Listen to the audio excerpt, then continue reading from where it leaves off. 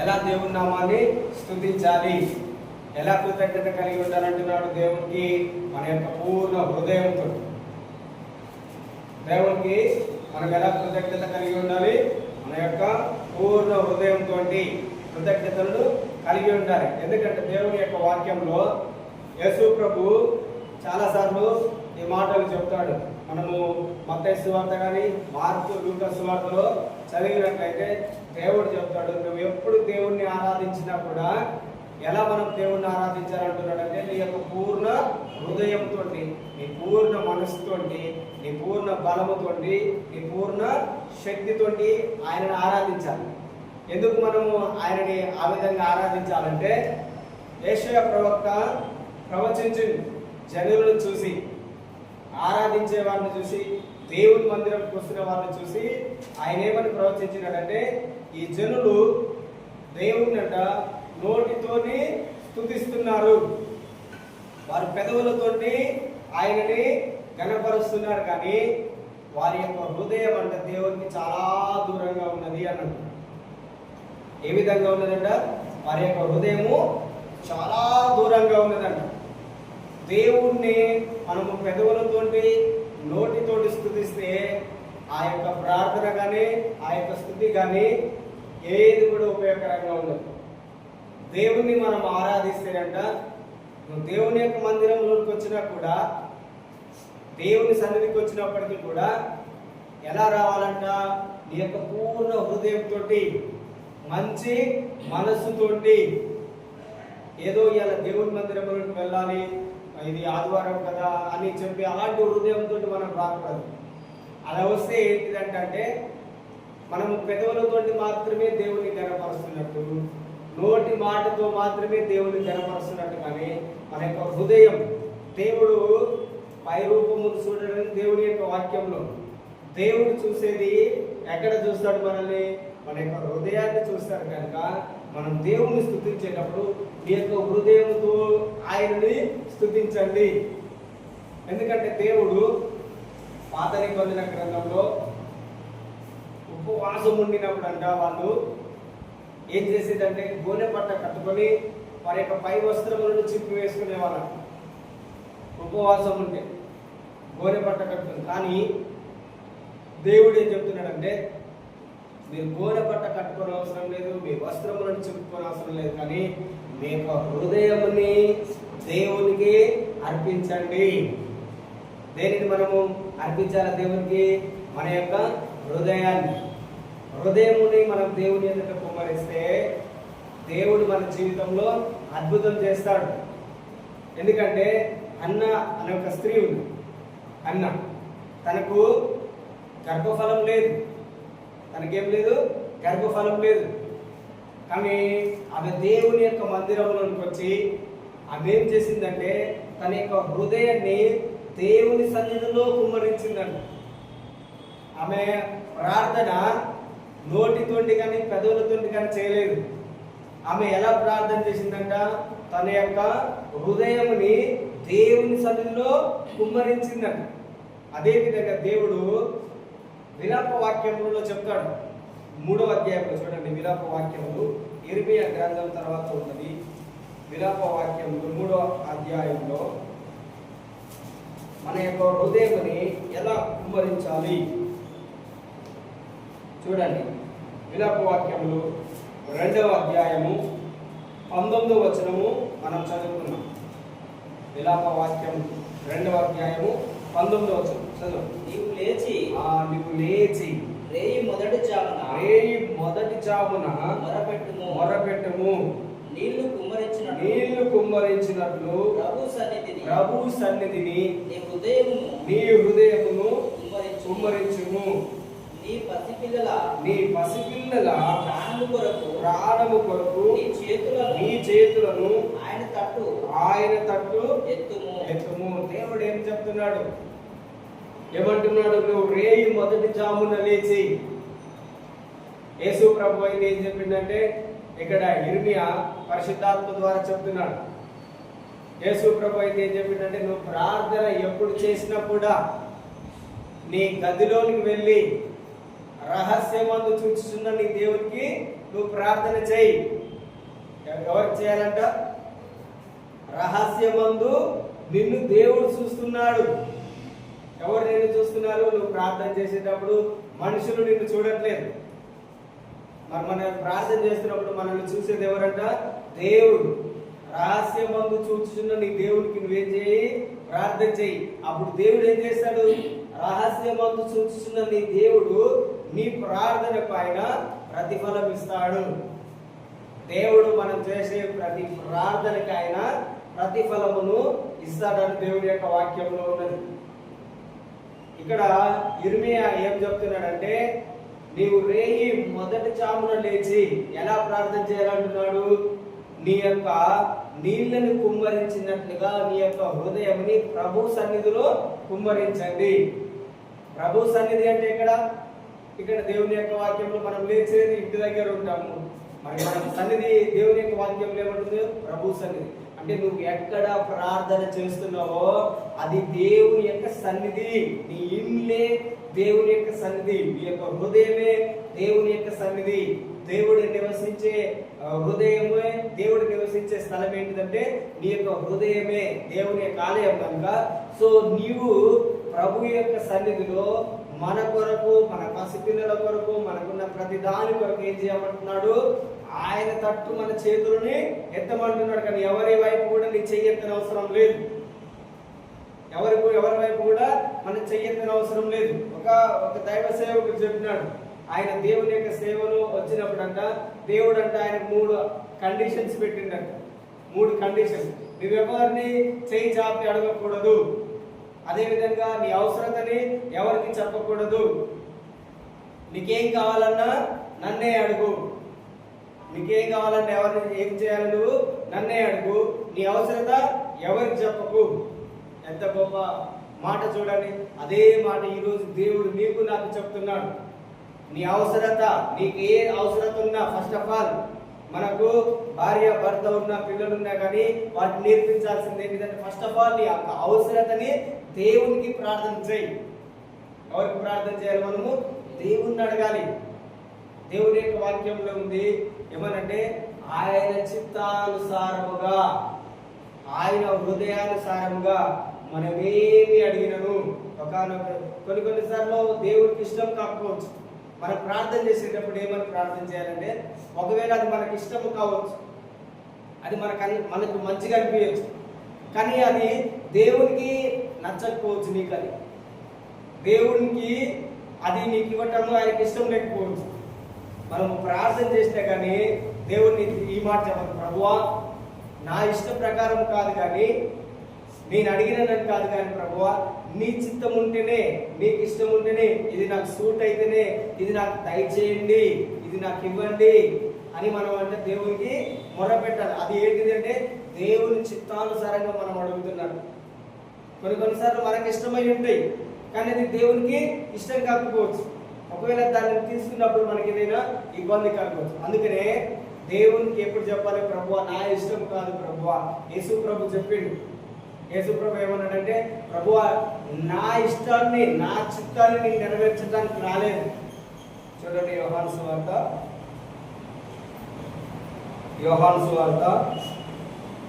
5వ అధ్యాయము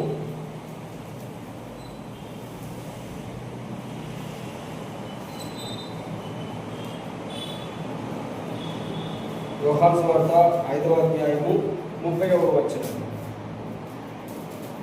నా అంతటా నేనే ఏమీ చేయలేను.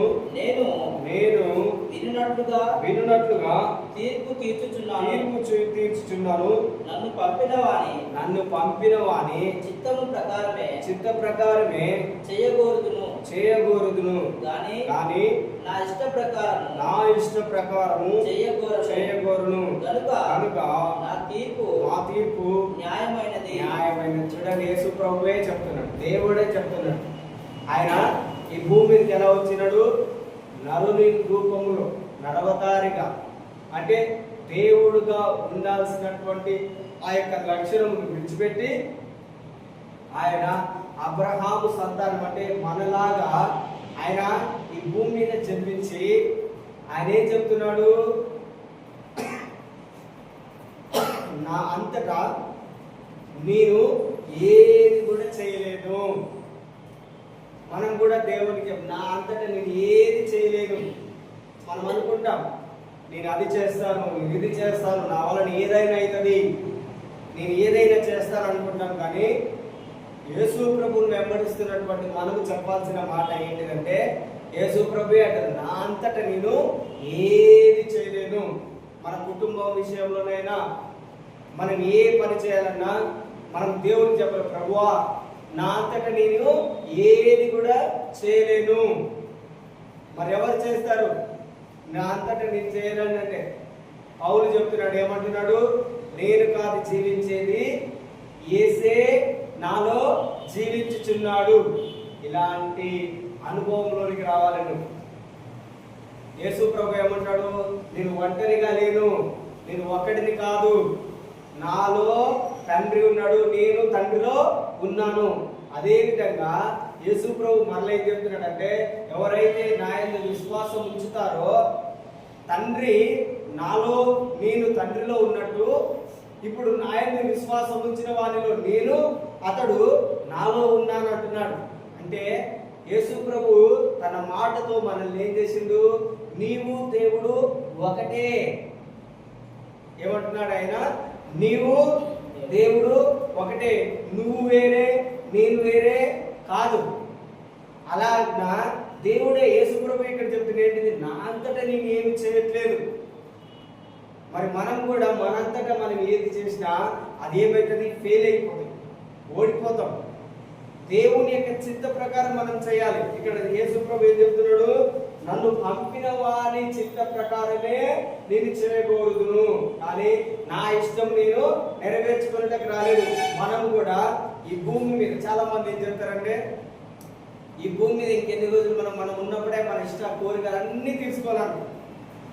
ఏంటిది వారి యొక్క కోరిక? శరీర సంబంధమైనటువంటి కోరికలు, తిను త్రాగు ఎంజాయ్ చేయి, అది వారి యొక్క కోరిక. అంతకంటే మించింది ఏది ఉండదు, అంతకంటే మించింది ఏది ఉండదు. లేదంటే ఇంకేమంటే డబ్బులు ఎక్కువ ఉంటే లగ్జరీ కార్లో తిరుగు, లగ్జరీ ఇంటిలో ఉండు, ఇవన్నీ ఏంటి? వాళ్ళ ఇష్టము, వారికి నచ్చింది చేసుకుంటారు. చేసుకొని వారి యొక్క జీవితం ఏం చేసుకుంటారు? చాలా వరకు పాడు చేసుకుంటారు. ఎవరి పిల్లలు అయితే ఏం చేస్తారు? నువ్వు ఇప్పుడు త్రాగకపోతే ఎప్పుడు త్రాగుతావు అని ఎవరి పిల్లలు వారి యొక్క జీవితంలోని నాశనం చేసుకుంటారు. అది దేనికి దారి తీస్తుంది? నిన్ను, నీ యొక్క బ్రతుకును దారి నాశనం చేయడానికి. త్రాగుడు వలన వారి యొక్క మతి అంట, మనస్సు అంటే చెడిపోతుందండి. ఏమైతుంది? త్రాగుబోతులను చూడండి, ఎవరైతే ప్రతిరోజు మద్యపానము లేదంటే ఎప్పుడూ మద్యం తాగినా వారి యొక్క మనస్సు దేవుని యొక్క వాక్యంలో ఉన్నది. వారి యొక్క మనస్సు చెడిపోతుంది. చెడిపోయి వారు ఎలా ప్రవర్తిస్తారో వారికి అర్థం కాదు, వారు ఎలా ఉంటారో వారికి అర్థం కాదు. అందుకనే ఈ లోకంలో ఎవరైనా అట్లా చెప్తే వారితో మనం చాలా దూరంగా ఉండాలి. ఎందుకంటే మనం దేవుణ్ణి వెంబడించే వాళ్ళము, మనము దేవుణ్ణి వెంబడించే వాళ్ళం కనుక మనం ఏం చెప్పాలి? నా అంతటా నేను ఏదైనా చేయడానికి రాలేదు. నేను మొట్టమొదటిగా నా దేవుని వెతికి, నా దేవుడు ఏదైతే నాకు చెప్తాడో అది మాత్రమే నేను చేయడానికి వచ్చి ఉన్నాను. క్రిస్టియన్ లైఫ్ అంటే క్రీస్తుని వెంబడిస్తున్న జీవితం ఏంటిదంటే, దేవుడు ఏదైతే చెప్తాడో అది విని దాని ప్రకారం నడుచుకోవడమే క్రైస్తవ జీవితం, వేరే ఏం లేదు. లోకస్తులందరూ ఎలా నడుచుకుంటారో, వారికి ఏదైతే నచ్చుతుందో దాని ప్రకారం నడుచుకుంటారు. మనకు వాళ్ళకు డిఫరెన్స్ అనేది కనిపించాలి. ఏంటిది వాళ్ళకు మనకు ఉన్నటువంటి డిఫరెన్స్ ఏంటంటే, దేవుని యొక్క వాక్యంలో ఏమున్నదంటే, మనం ఎప్పుడు దేవుడు ఏంటి చెప్తాడో అది మాత్రమే మనం చేయాలి. దేవుడు చెప్పని ఒకవేళ నువ్వు చేసినట్లయితే నీ జీవితము దేవునికి విరోధంగా కనిపిస్తుంది. అంటే అప్పుడు నీ యొక్క ఇష్ట ప్రకారమును నీవు నడుచుకుంటావు కనుక దేవుని సంతోషపెట్టే జీవితం అది ఉండదు. దావీదు ఏం చెప్తున్నాడు? పూర్ణ హృదయంతో నువ్వు దేవుని యొక్క చిత్తమును నెరవేర్చాలంటే, దేవుని యొక్క చిత్త ప్రకారం నువ్వు నడుచుకోవాలంటే ఒకటి ఏంటిది? నువ్వు దేవుణ్ణి ఎలా ఆరాధించాలి? నీ పూర్ణ హృదయంతో ఆరాధించండి. అంటే ఏం లేదు, మన నోటితో కాదు, మన పెదవులతో కాదు దేవుని స్తుతించాల్సింది. మనం దేవుని ఎలా స్తుతించాలి, ఎలా దేవునికి ప్రార్థన చేయాలి, ఎలా దేవుని ఆరాధించాలంటే హృదయపూర్వకంగా దేవుణ్ణి ఆరాధించాలి. ఏ వ్యక్తి అయితే హృదయపూర్వకంగా దేవుణ్ణి ఆరాధిస్తాడో ఆ వ్యక్తి నిజంగా చెప్తాడు, ఏమని, నేను నా అంతటా నేను ఏమి చేయట్లేదు, నేను నా ఇష్టంను నెరవేర్చుకోవడానికి రాలేదు, నేను దేవునికి లోబడే వ్యక్తిని, దేవుని మాటని మాత్రమే నా జీవితంలో నేను అత్యధికంగా విలువయిస్తాను. దేవుని యొక్క వాక్యంలో ఉన్నది కీర్తన యోబు చెప్తాడు. యోబు ఏమంటాడు, నా నోటి మాట కంటే, నా యొక్క సొంత ఇష్టం కంటే ఆయన మాటకి నేను ఎక్కువ విలువయిస్తున్నాను. యోబు ఏమంటున్నాడు, నా సొంత మాటల కంటే, నా సొంత అభిప్రాయం కంటే, నా ప్రతి ఒక్కరికి సొంత అభిప్రాయం ఉంటుందా ఉంటుందా? ఏదైనా ఒక దానిని బట్టి, ఏదైనా ఒక విషయం బట్టి, ఏదైనా ఒకటి చేయాలంటే నువ్వు చేసినట్టు నేను చేయలేను, నీవు చేసినట్టు నేను చేయలేను. కారణం ఏంటిదంటే నీకు ఒక అభిప్రాయం ఉంటుంది ఒక దాని గురించి, నాకు ఒక అభిప్రాయం ఉంటుంది. ప్రతి ఒక్కరికి ఏముంటుంది, వారి యొక్క సొంత అభిప్రాయములు ఉంటాయి. కానీ ఇక్కడ యోబు ఏం చెప్తున్నాడు, దేవుని యొక్క వాక్యంలో ఏముంటదంటే ఆయన అంటున్నాడు, దేవా నీ నోటి మాటకే నేను ఎక్కువ విలువనిస్తున్నాను, నా సొంత అభిప్రాయం కంటే. నీవు కూడా ఇలా చెప్పేవారుగా ఉండాలి. మనం ఎప్పుడైతే నాకు సొంత ఆలోచన వస్తాయి ఇది చేయాలని, కానీ దేవుని నోటి మాట ఏమంటున్నది అది మన జీవితంలో ఇంపార్టెంట్. ఎప్పుడైతే మనము ఆయన మాట వింటామో ఆయనకు మనం ఎప్పుడు విలువనిస్తున్నట్టు మన జీవితంలో. మన సొంత అభిప్రాయములను, మన సొంత ఆలోచనలను మనం కలిగి జీవించినట్లయితే మనం దేవుణ్ణి వెంబడిస్తున్న వాళ్ళం కాదు, మన యొక్క మనస్సుని మనం వెంబడిస్తున్నటువంటి వాళ్ళము. కనుక మన మనస్సును మనము వెంబడించకూడదు, మన మనస్సుని మనము వెంబడించకూడదు. దేవుని యొక్క వాక్యము చెప్పినట్టు మనము నడుచుకున్నప్పుడే దేవుడు మన జీవితంలో గొప్ప కార్యములు చేస్తాడు. చూడండి, కీర్తన 34వ అధ్యాయము 37వ అధ్యాయంలో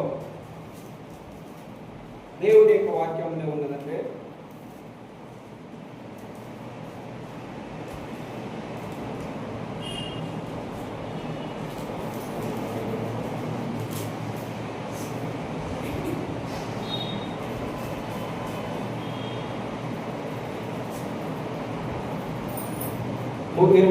వచ్చు 37వ అధ్యాయము, కీర్తన 37వ అధ్యాయము 29వ వచ్చు. నీతిమంతులు భూమిని స్వతంత్రించుకుందురు, వారు దానిలో నిత్యము నివసించెదరు. ఆమేన్. ఈరోజు దేవుని యొక్క వాక్యము నేను నీతిని గురించి చెప్పాలనుకున్నాను. అదేవిధంగా మనము దేనిని పరిపాలించాలి. దేవుని యొక్క వాక్యంలో ఏమంటున్నారు, నువ్వు నీతిగా ఉంటే భూమిని స్వతంత్రించుకుంటావు. దేనిని మనం స్వతంత్రించుకుంటాము? భూమిని. మరి మన యొక్క నీతి, ఈ లోకంలో చాలా మంది దేవుని తెలియని వారు నీతిగా బ్రతుకుతారు. దేవుని తెలియని వాళ్ళు నీతిగా బ్రతుకుతారు. దేవుని తెలియని వాళ్ళు దానములు ధర్మములు అన్ని చేస్తుంటారు. కానీ వాళ్ళ యొక్క నీతి ఎలాంటిదంటే స్వంత నీతి, స్వనీతి. వారి యొక్క నీతి ఏంటిది? స్వనీతి. ఏ మనిషి కూడా స్వనీతి వలన నీతిమంతుడనంట తీర్చబడడం దేవుని యొక్క వాక్యంలో. ఏ వ్యక్తి కూడా. ఎందుకంటే అతడు ఏదో ఒకటి ఆశించి ఆ పని చేస్తుంటాడు, ఏదో ఒకటి ఆశించి ఆ పనులు చేస్తుంటారు. కనుక స్వంత నీతిలో ఏముంటుంది, స్వనీతిలో ఏముంటుంది అంటే మనకు స్వార్థం అనేది కనిపిస్తుంది. నేను నీతిగా ఉన్నాను, నేను అది అనేకులకు ఇస్తున్నాను. ఇది ఏంటిది? పరిసయ్యుల యొక్క ఆత్మ, పరిసయ్యుని యొక్క ఆత్మ. పరిసయ్యులు ఏమంటారు? నేను అన్నిటిలో భాగం ఇస్తున్నాను, నేను రోజుకు వారంలో 2 సార్లు ఉపవాసం ఉంటున్నాను, నేను పుదీనాలో కూడా అన్నిటిలో నేను దశమ భాగం ఇస్తున్నాను. ఇవన్నీ పరిసయ్యులు చెప్పేటటువంటి మాట. సో దేవుడు ఏమంటున్నాడు? వారికి ఏదైతే భాగము, ఏదైతే ప్రతిఫలం ఉంటుందో వారికి ఆ ప్రతిఫలం తప్పకుండా వస్తుంది.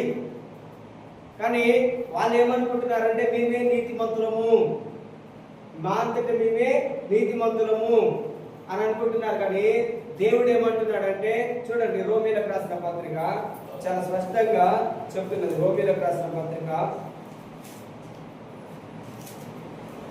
రోమీలకు రాసినటువంటి పత్రిక 10వ అధ్యాయము 2వ వచనము చదువు. 2వ వచనం, వారు దేవుని యందు ఆసక్తి గలవారని వారిని గూర్చి సాక్ష్యం ఇచ్చుచున్నాను. అయినను వారి ఆసక్తి జ్ఞానానుసారమైనది కాదు. చూడండి, దేవుడు ఇజ్రాయెల్ ప్రజల గురించి చెప్తున్నాడు. అదేవిధంగా దేవుని యందు భయభక్తులు కలిగిన వారిని గురించి కూడా చెప్తున్నాడు. ఈ లోకంలో చాలా మందికి దేవుడు అంటే ఏముంటదంట? ఆసక్తి ఉంటుందంట. దేవుడు అంటే ఏముంటది? ఆసక్తి ఉంటుంది. దేవుడు అంటే భయం ఉంటుంది.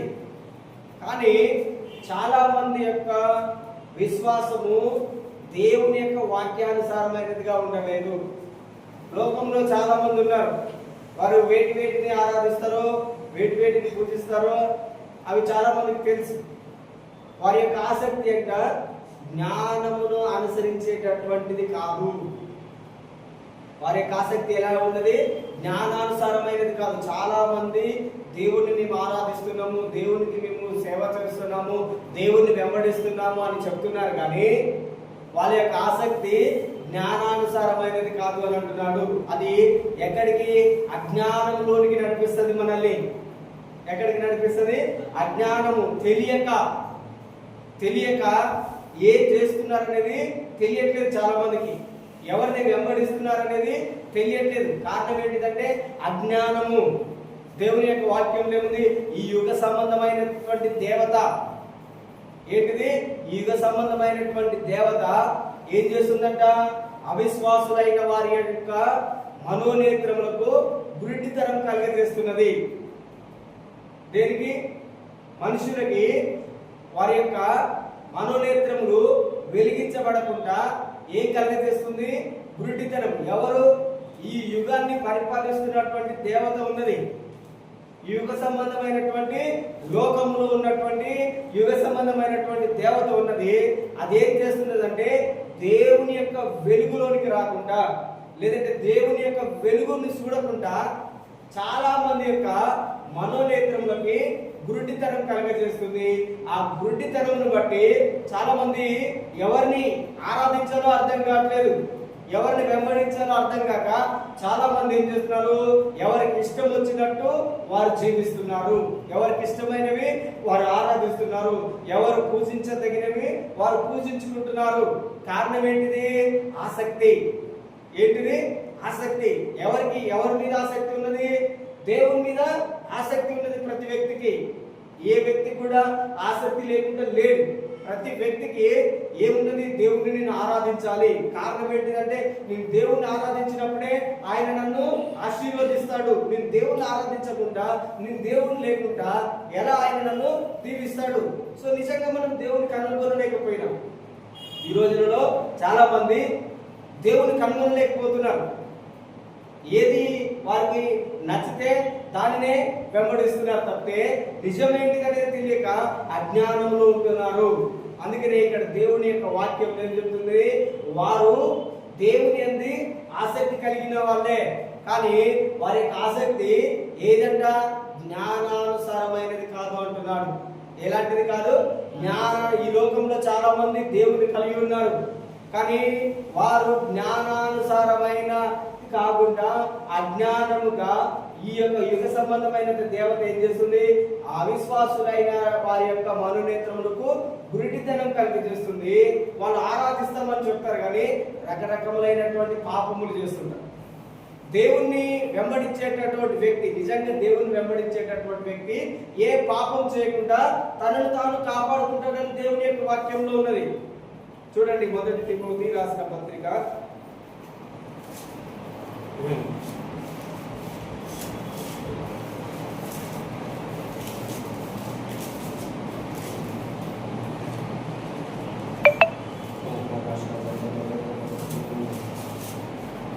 మొదటి తిమోతి రాసిన పత్రిక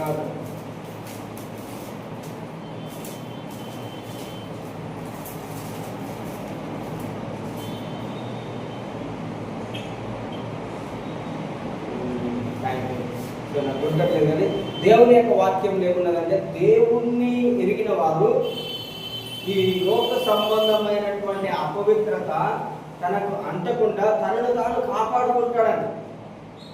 ఏం చేస్తాడంటే తనను తాను కాపాడుకోగలుగుతాడు. ఏ విషయంలో? దేవుణ్ణి వెంబడించే వ్యక్తి ఏ మలినము తనకు అంటకుండా, ఏ మలినము తన జీవితంలోనికి రానియకుండా దేవుని యొక్క వాక్యానుసారంగా అతడు బ్రతుకుతాడు. చాలా మంది దేవుని యందు ఆసక్తి కలిగిన వాళ్ళు ఉంటారు ఈ లోకంలో. వాళ్ళు వాళ్ళ యొక్క జీవితంను చూస్తే వ్యభిచార పాపం చేస్తుంటారు. భర్తకి ఏదైతే నమ్మకం కలిగి ఉండదు, లేదంటే భార్యకి నమ్మకం కలిగి ఉండదు, పిల్లలకి యథార్థత కలిగి ఉండదు. ఏ విధంగా ఉంటారు? వాళ్ళ ఇష్టం వచ్చిన జీవితమును జీవిస్తుంటారు, అబద్ధములు చెప్తుంటారు, మోసం చేస్తుంటారు, దొంగతనములు చేస్తుంటారు. కానీ వాళ్ళు ఏమాట చెప్తుంటారు? మేము దేవుని యందు ఆసక్తి కలిగిన వాళ్ళమే. ఏమని చెప్తుంటారు? మేము దేవుని యందు. వాళ్ళు ఎలా దేవుని యందు ఆసక్తి కలిగిన వాళ్ళు? వాళ్ళ యొక్క సొంత నీతిని చూపిస్తున్నారు, కానీ వారి యొక్క క్రియలలో దేవుడు కనిపించట్లేదు. వారి యొక్క క్రియలలో దేవుడు కనిపించట్లేడు. వారి యొక్క క్రియలు ఎలా ఉన్నాయి? నిష్ప్రయోజనమైనవిగా, అంధకారమైనటువంటివి, అపవిత్రమైనటువంటివి. వారి జీవితమును చూస్తే అపవిత్రతగా ఉన్నది, అంధకారంగా ఉన్నది. కానీ వాళ్ళు ఏం చెప్తున్నారు? మేము దేవుని యందు భయభక్తులు కలిగిన వాళ్ళము, దేవుని యందు విశ్వాసం కలిగిన వాళ్ళము. కానీ దేవుని యొక్క వాక్యంలో ఏముందంటే, దేవుని యందు భయభక్తులు కలిగిన వ్యక్తి ఈ లోక సంబంధమైనటువంటి మాలిన్యము, ఈ లోకములో ఏదైతే చెడు అని చెప్తున్నారో ఆ చెడు నీకు అంటకుండా నువ్వు కాపాడుకోగలుగుతావు. ఒకవేళ ఈ లోక సంబంధమైనటువంటి చెడుతనము నీలో కనిపిస్తుంది అనుకో, నీ మాటలలో చెడు, నీ యొక్క హృదయంలో చెడు, ఒక వ్యక్తి మీద అసూయ, ఒక వ్యక్తి మీద కోపము, ఈర్ష్య, ద్వేషము, పగ, ఇవన్నీ ఉన్నట్లయితే మనం దేవుని ఎలా ఆరాధిస్తున్నట్టు? ఇవన్నీ మన యొక్క హృదయంలో ఉంచుకున్నట్లయితే ఇది దేవుని యొద్ద నుంచి వచ్చిన జ్ఞానం కాదు. ఇది దేవుని యొద్ద నుంచి వచ్చిన జ్ఞానం ఏంటిదంటే, నిన్ను వలె నీ పొరుగు వారిని ప్రేమించు. దేవుని యొద్ద నుంచి వచ్చిన జ్ఞానం ఏంటిదంటే, నీకు హాని చేసిన వారిని క్షమించు. దేవుడు చెప్తున్నాడు, యేసు ప్రభు, దుష్టుణ్ణి ఏం చేయండి? ఎవడైనా నీ విషయంలో ఇబ్బంది నిన్ను పెడితే వాడిని మీరు క్షమించండి. దుర్మార్గుల కొరకు, దుష్టుల కొరకు ప్రార్థన చేయమని చెప్తున్నాడు దేవుడు. కానీ ఒకవేళ ఎవరైనా మనకు హాని చేసినని వారి మీద మనము హృదయంలో పగ, ద్వేషం, ఈర్ష్య ఇవన్నీ ఉన్నాయనుకో, ఈ జ్ఞానము దేవుని యొద్ద నుంచి వచ్చినటువంటి జ్ఞానం కాదు. ఈ జ్ఞానం ఏంటిదంటే లోక సంబంధమైనటువంటి జ్ఞానము. ఈ జ్ఞానం ఏంటిదంటే, లోకంలో ఇతరులు ఏ విధంగానైతే జీవిస్తున్నారో అదే విధంగా నేను జీవించేటటువంటి జీవితం ఇది. అందుకనే దేవుని యొక్క వాక్యంలో ఏమని అంటున్నాడు? వాళ్ళు దేవుని యందు ఆసక్తి కలిగి ఉన్నారు. వాళ్ళు దేవుని యందు ఏం కలిగి ఉన్నారు? ఆసక్తి. కానీ వారి యొక్క ఆసక్తి ఏ విధంగా లేదు? జ్ఞానమును అనుసరించేదిగా లేదు. ఇప్పుడు నేను చెప్పినటువంటి విషయంలో ఏదైనా మన జీవితంలో ఒకవేళ కనిపిస్తున్నట్లయితే మనము కూడా జ్ఞానానుసారంగా దేవుణ్ణి ఆరాధిస్తలేదన్నట్టే. మనకు దేవుని మీద ఆసక్తి ఉన్నది. ఆసక్తి ఉన్నప్పుడు దేవుడు ఏదైతే చెప్తాడో అది చేస్తేనే మనం నిజంగా దేవుని వెంబడిస్తున్నటువంటి వ్యక్తులం. ఒకవేళ దేవుని వెంబడిస్తూ మన హృదయంలో దేవుడు సహించలేనటువంటివి, మన యొక్క హృదయంలో దేవుడు సహించలేనివి ఒకవేళ మనం ఉంచుకున్నట్లయితే మనము కూడా జ్ఞానానుసారంగా అనుసరిస్తలేము. దేవుని యొక్క వాక్యంలో ఏం చెప్తున్నదంటే, నీతిమంతులు భూమిని స్వతంత్రించుకుంటారు. ఏం చేస్తారు? భూమిని స్వతంత్రించుకుంటారు. కానీ మన యొక్క సొంత నీతి వలన మనం ఏమి కూడా స్వతంత్రించుకోలేము. ఇక్కడ మనం చదివినటువంటి రోమీలకు రాసిన పత్రిక 10వ అధ్యాయంలో ఏమన్నా చూడండి. 10వ అధ్యాయంలో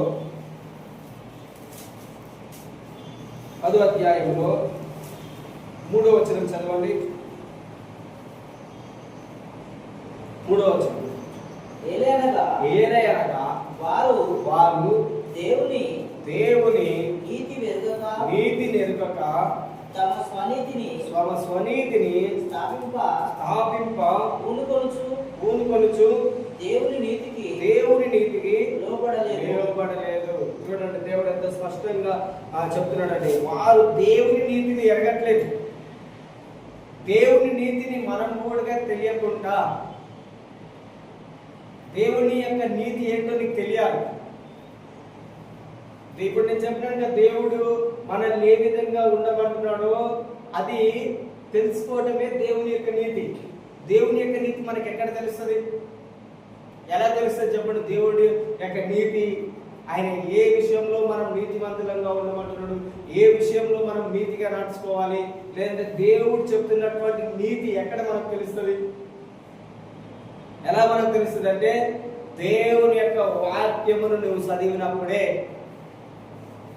దేవుని యొక్క వాక్యముని మనము శ్రద్ధగా చదివినప్పుడే, దేవుని యొక్క వాక్యముని నీ హృదయంలో భద్రం చేసుకున్నప్పుడే, లేదంటే దేవుడు చెప్తాడు దేవుని యొక్క వాక్యమును నీ యొక్క హృదయంలో మర్చిపోకుండా నీ పలక మీద, హృదయం అంటే పలక, నీ యొక్క హృదయం అనే పలక మీద దేవుని యొక్క వాక్యమును నువ్వు రాసుకున్నప్పుడే చూడండి, అప్పుడు మాత్రమే మనము నీతిగా బ్రతకగలుగుతాము.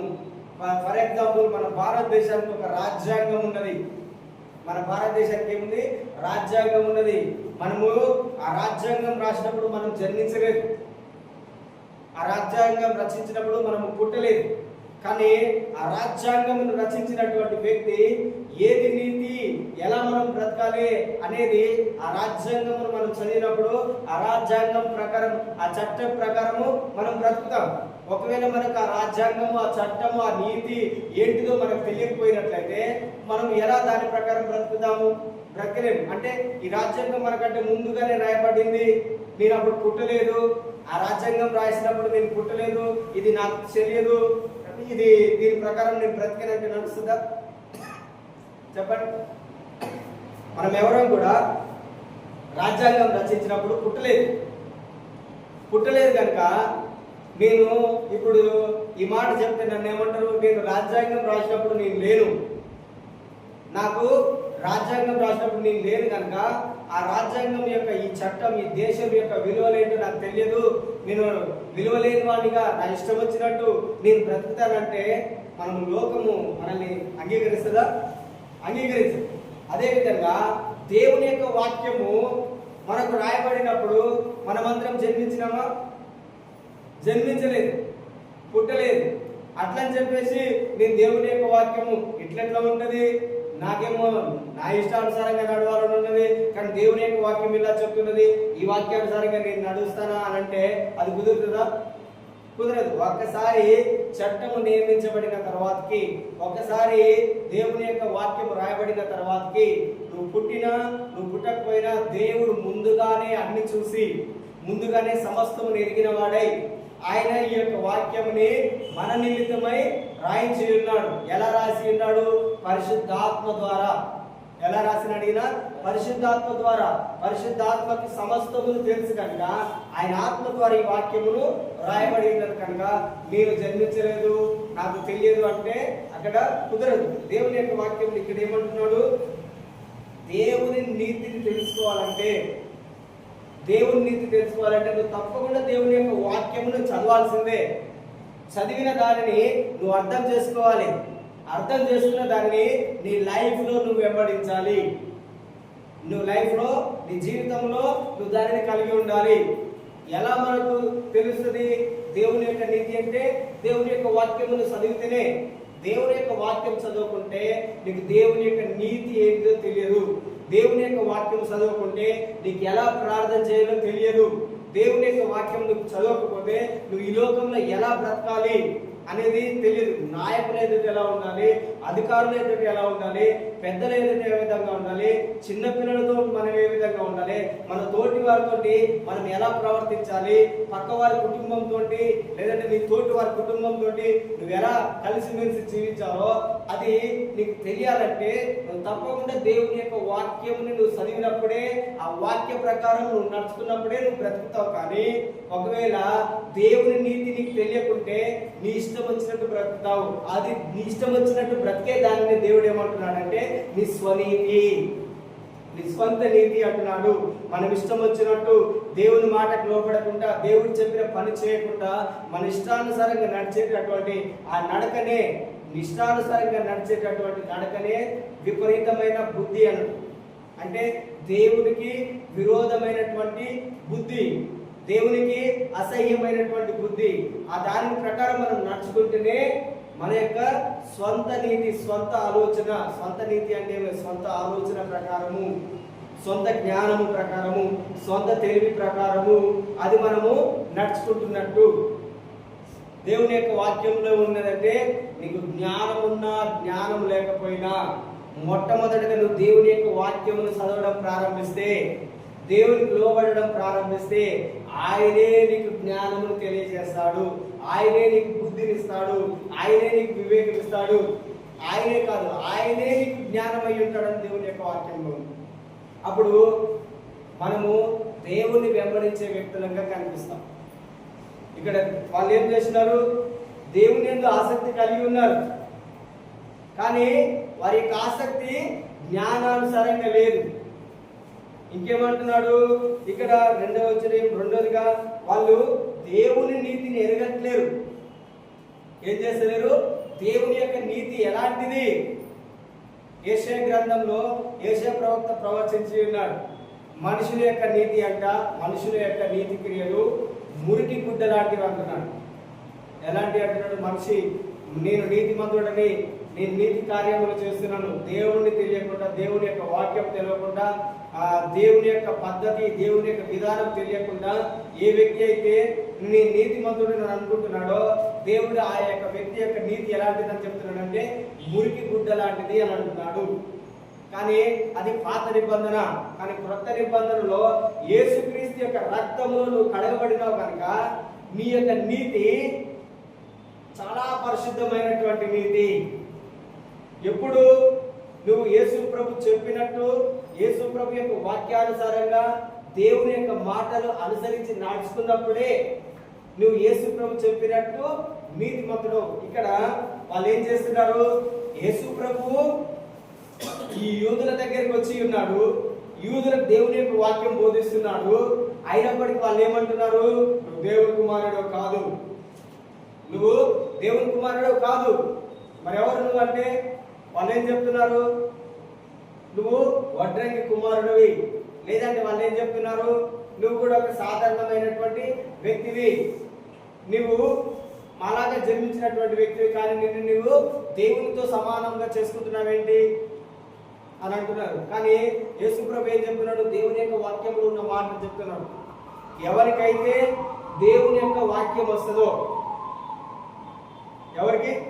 ఎవరికైనా నీకైనా నాకైనా దేవుని యొక్క వాక్యం ఎవరికైతే తెలుస్తుందో వాళ్ళని దేవుడు ఏమంటున్నాడంటే దేవుని యొక్క కుమారుడు. హల్లెలూయా. చూడండి కీర్తన 82వ అధ్యాయము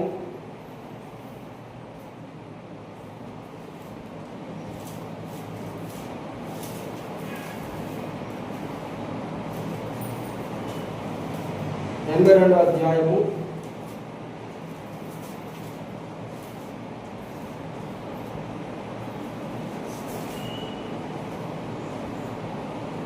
6వ వచనం. వారు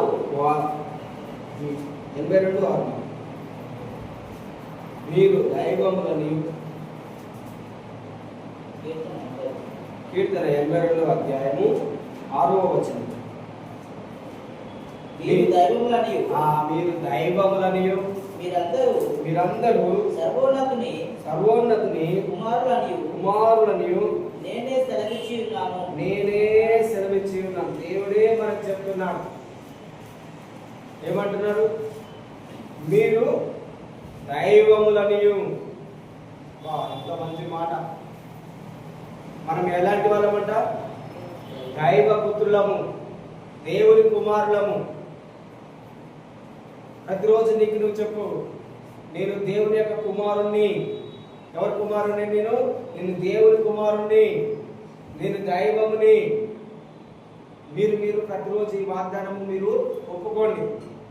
ఎందుకు మీరు ఇలాగ చెప్పాలంటే చూడండి, యోహాను సువార్త 10వ అధ్యాయము 34వ వచనము 35వ వచనం మనం చదువుకుందాం.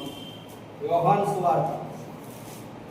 సువార్త 10వ అధ్యాయము 34వ వచనము 35వ వచనం చదువుకుందాం.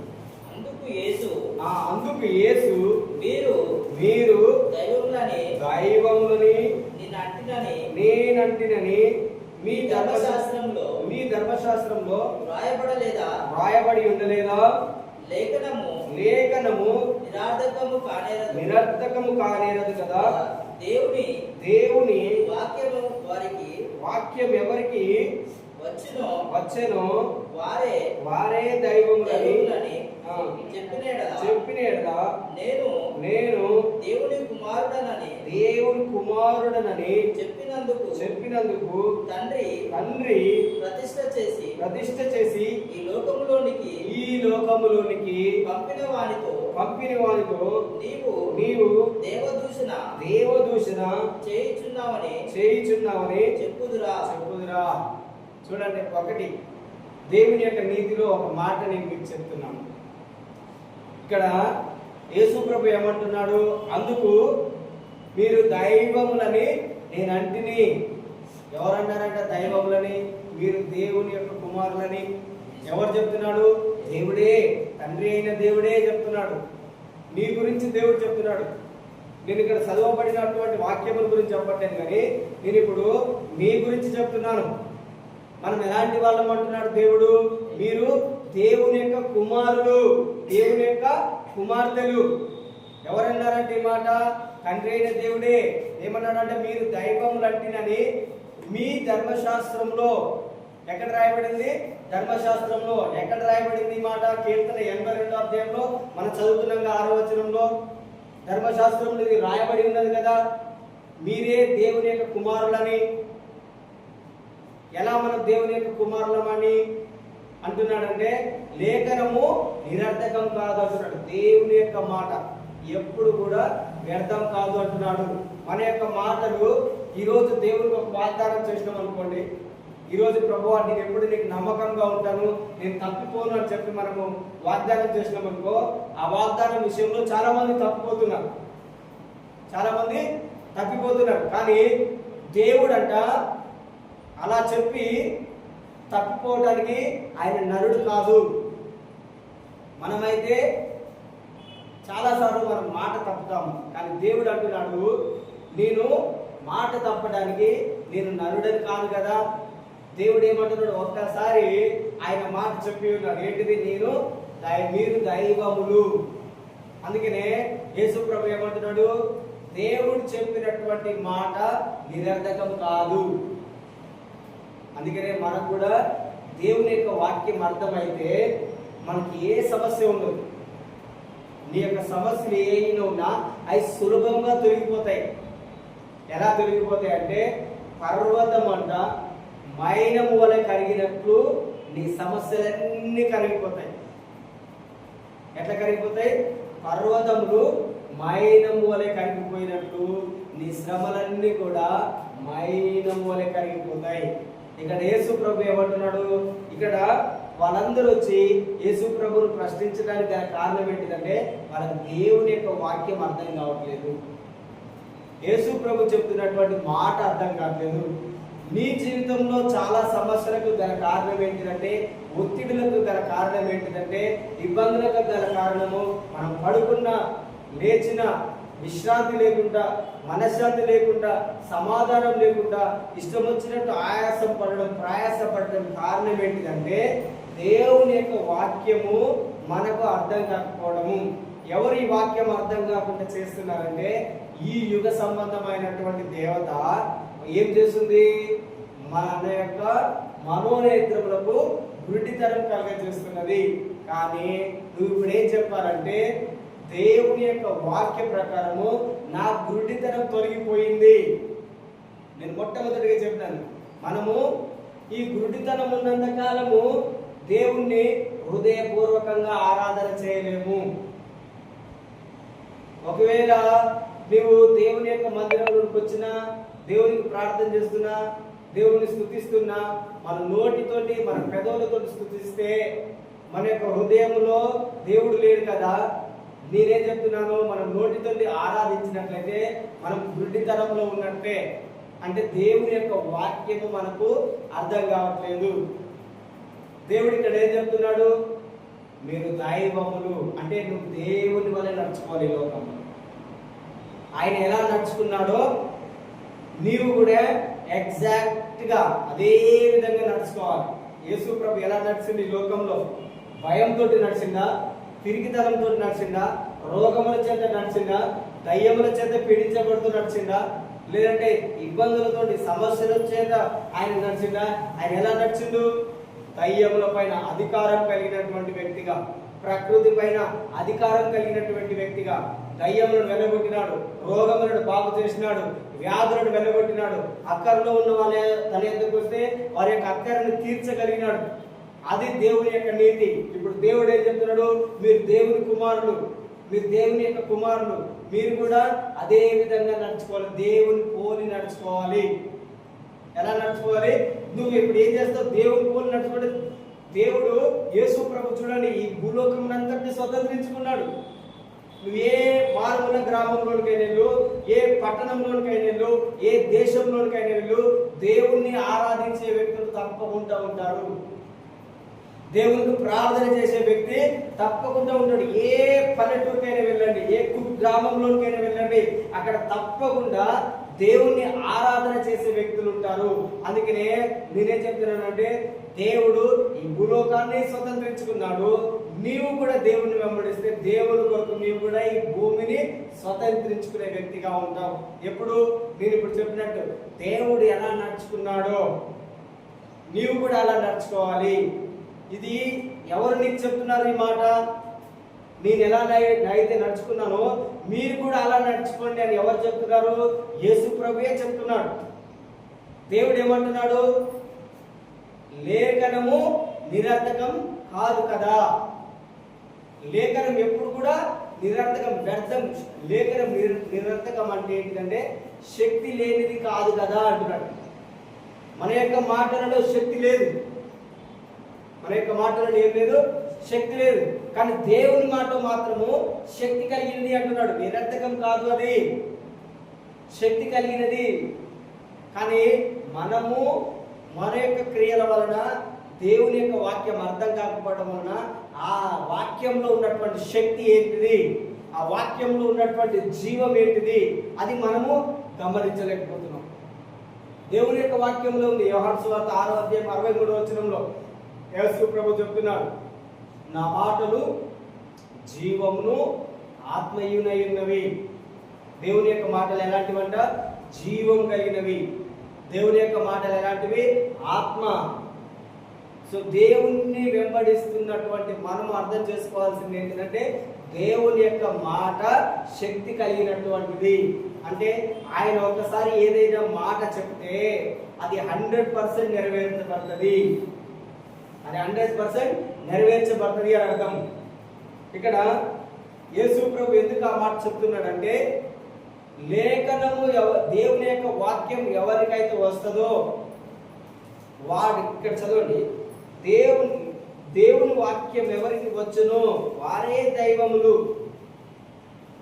దేవుని యొక్క వాక్యం నీకు వచ్చినట్లయితే చూడండి, దేవుని యొక్క వాక్యం అంతా మన చేతికి వచ్చి ఉన్నది. యేసు ప్రభు చెప్పిన మాటలన్నీ మన చేతికి వచ్చి ఉన్నవి. అంటే ఇప్పుడు మనం ఎలా నడుచుకోవాలని చెప్తున్నాడు దేవుడు? దేవుని కుమారుని వలె నువ్వు నడుచుకోవాలి. మన సొంత ఆలోచన ప్రకారం కాదు, మన సొంత నీతిని బట్టి కాదు. మనం నడుచుకోవాల్సింది యేసు ప్రభు నడుచుకున్నట్టు మనం నడుచుకోవాలి. యేసు ప్రభు ఏ విధంగానైతే అధికారం కలిగి ఉన్నాడో, ఆయన మాటలో అధికారం ఉన్నది, ఆయన క్రియలలో అధికారం ఉన్నది, ఆయన నోటి మాటలో జీవం ఉన్నది కనుక నీ మాటలో నీ క్రియల్లో అధికారం కనబడాలి.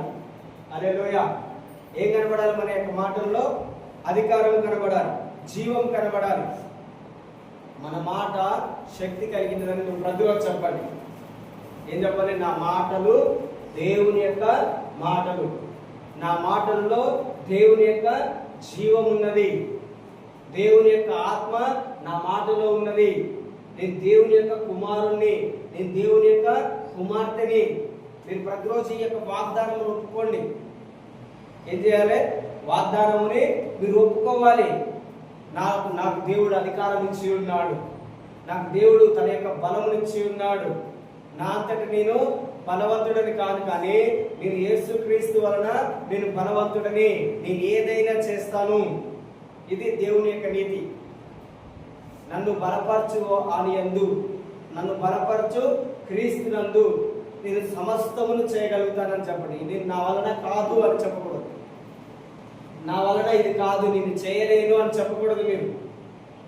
ఎందుకంటే దేవునికి అసాధ్యమైనది ఏది కూడా లేదని దేవుని యొక్క వాక్యంలో ఉన్నది. నువ్వు ఇప్పుడు దేవుని యొక్క కుమారుడివి. ఆయన యొక్క ఆత్మ నీ యొక్క హృదయంలో ఉన్నది. ఎవరి యొక్క ఆత్మ?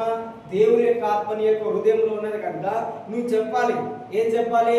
నాకు అసాధ్యమైనది ఏది లేదు, నన్ను బలపరచు క్రీస్తునందు. It is important. క్రీస్తు అనే మాట ఇంపార్టెంట్. నన్ను బలపరచు క్రీస్తునందు నేను సమస్తమును అనేది ఇంపార్టెంట్. క్రీస్తునందు సమస్తమును చేయగలను. హల్లెలూయా. మనంతటా మనం ఏమి చేయలేము. అందుకనే యేసు ప్రభు ఏం చెప్తున్నాడు? నా అంతటా నేనేమి చేయలేదు, నా తండ్రి చిత్తమును నెరవేర్చడానికి వచ్చి ఉన్నాను.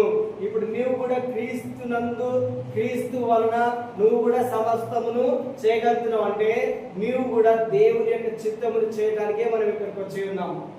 మనం ఏదో ఇక్కడికి వచ్చింది సంపాదించుకొని చచ్చిపోవడానికి కాదు, లేదంటే బ్రతికి చచ్చిపోవడానికి కాదు. దేవుని యొక్క వాక్యంలో ఉంది, ఎవడు తన కొరకు పుట్టడు. మన కొరకే మనం పుట్టినామా? చెప్పండి. ఎవరు తన కొరకే తాను చనిపోడు. మరి ఎవరి కొరకు పుడుతున్నాము, ఎవరి కొరకు చనిపోతున్నాము? మనం చాలా మంది నేను నా కుటుంబం కొరకే పుట్టి ఉన్నాను, నా కుటుంబం కొరకే చనిపోతున్నాను అని చెప్తున్నారు. కొంతమంది అయితే ఎవరైనా మంచి వారు ఉంటే ఆ మంచి వారి కొరకు చనిపోతున్నారు. ఎవరైనా భార్య ఉంటే భర్త చనిపోయింది అని చెప్పి చాలా మంది చచ్చిపోతున్నారు. అది చాలా డేంజర్. ఏ ఒక్కరు కూడా వాళ్ళ కొరకు వాళ్ళే పుట్టట్లేదు. మనం అనుకున్నామా నీకు పుడతానని? మనకు తెలియదు. కానీ ఎవరు మనల్ని భూమి మీదకి తీసుకొచ్చి ఉన్నారు? దేవుడు. అది మనం తెలుసుకొని ఆ దేవుణ్ణి వెంబడించినప్పుడు మనము ఆయన కొరకే బ్రతుకుతున్నాము. దేవుని యొక్క వాక్యంలోనే ఉంది, మనం ఆయన కొరకే బ్రతుకుతున్నాము, ఆయన కొరకే జీవం కలిగి ఉన్నాము, ఆయన ఏందే చెల్లించుచున్నాము. ఆయన ఏందే మన యొక్క ఉనికి, మన యొక్క ప్రాణము ఆయన ఏందే ఉన్నదని చెప్తున్నాడు. అంటే ఆయన ఎప్పుడైతే మనల్ని భూమికి తీసుకురావాలనుకున్నాడో అప్పుడు తీసుకొస్తున్నాడు, ఎప్పుడైతే తీసుకోవాలనుకుంటున్నాడో అప్పుడు తీసుకుంటున్నాడు. ఈ రెండింటి మధ్యలో ఉన్న ఈ జీవితము మనం దేని కొరకు ఉపయోగించాలంటే, దేవుడు నన్ను దేని కొరకు ఈ భూమికి తీసుకొచ్చిండు. యేసు ప్రభు చూడండి, ఆయన ఏమంటున్నాడు? నా కొరకు నేను జీవించట్లేను, నా కొరకు నేను ఏమి చేసుకుంటలేను, నేను దేవుని యొక్క చిత్తమును చేస్తున్నాను. నేను కూడా ఇదే మాట చెప్పాలి. నా కొరకు నేను బ్రతకట్లేను, నా కొరకు నేను జీవించట్లేదు, నేను దేవుని కొరకు జీవిస్తున్నాను, నేను దేవుని కొరకు బ్రతుకుతున్నాను. అంటే మనము చేయాల్సినది ఏంటంటే దేవుని యొక్క పని. దేవుని పని చేస్తే ఆయన మన పనులన్నిటినీ చేస్తాడు. నీకు అక్కర ఏదైతే ఉన్నదో, నీకు అవసరత ఏదైతే ఉన్నదో వాటన్నిటిని ఆయన తీరుస్తాడు. మనం మొట్టమొదటిగా చేయాల్సిన పని ఏంటిది? మనం దేవుని పని చేయాలి. ఇక్కడ యేసు ప్రభు ఆయన ఏం చేస్తున్నాడు? దేవుని పని చేస్తున్నాడు. నువ్వు కూడా దేవుని పని చేయి. నువ్వు దేవుని కుమారుడు వలె, దేవుని కుమార్తె వలె అధికారం కలిగి జీవించాలని దేవుడు ఈరోజు మనకు తెలియజేస్తున్నాడు. మన యొక్క సొంత నీతి కాదు, కానీ మనం దేవుని యొక్క నీతిని కలిగి జీవించాలి. హల్లెలూయా. దేవుడి యొక్క వాక్యమును దీవించును గాక.